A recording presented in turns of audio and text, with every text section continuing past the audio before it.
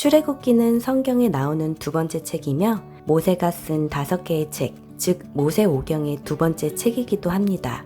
출애굽기는 애굽에서의 탈출이라는 의미를 가지고 있는데요. 하나님께서 모세를 통해 이집트의 노예가 된 이스라엘 백성들을 탈출해 나오게 한 사실을 기록한 책이지요. 출애굽기는 출애굽을 다루는 앞부분과 시내산에서의 언약을 다루는 뒷부분으로 나눠서 보면 이해하기 쉽습니다. 1장부터 15장까지는 노예 생활을 하던 이스라엘 백성이 모세를 따라 애굽에서 빠져나오는 과정을 기록하고 있지요. 모세는 이스라엘 백성들을 탈출시키기 위해 애굽의 왕 바로와 맞서는데 이 과정에서 10가지 재앙이 등장합니다. 탈출이 시작된 이후 이스라엘 백성은 애굽에게 쫓기게 되는데 홍해 앞에서 하나님의 계시를 받은 모세가 바다를 가르는 기적을 통해 성공적으로 애굽을 탈출하게 됩니다. 15장부터 18장은 홍해를 건넌 뒤의 상황을 기록해 두었습니다. 애굽을 탈출하는 데 성공은 했지만 이스라엘 백성들은 배가 고프고 목이 말랐고 아말렉의 공격을 받아 전쟁을 치르기도 합니다. 하나님의 비전을 믿고 따라 나왔던 백성들도 현실의 어려움을 겪으면서 불만을 터뜨립니다. 심지어는 애굽에서 살 때가 더 좋았다며 돌아가자는 말을 하기도 하지요.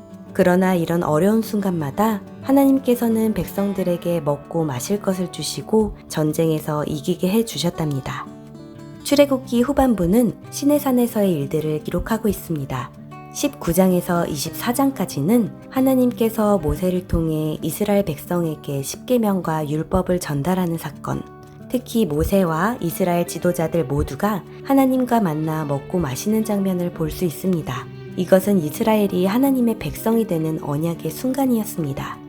32장에서 34장 사이에는 이스라엘 백성이 모세를 기다리다가 금송아지를 만들어 숭배하는 사건이 나옵니다. 시내산에 올라간 모세를 기다리지 못한 백성들은 결국 자신들이 의지할 대상을 만들어버린 것이지요.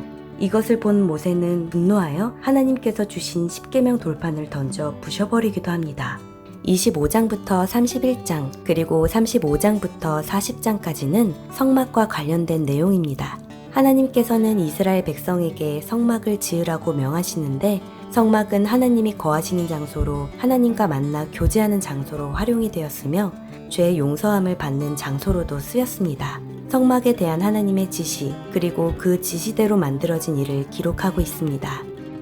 이처럼 출애굽기는 많은 우상들을 굴복시킨 유일한 하나님 되심과 창세기에서의 언약대로 이스라엘을 한 민족으로 세워가는 과정을 보여주고 이제 어떻게 약속의 땅으로 들어가게 될지 다음 이야기가 궁금해지는 성서라고 말할 수 있겠습니다.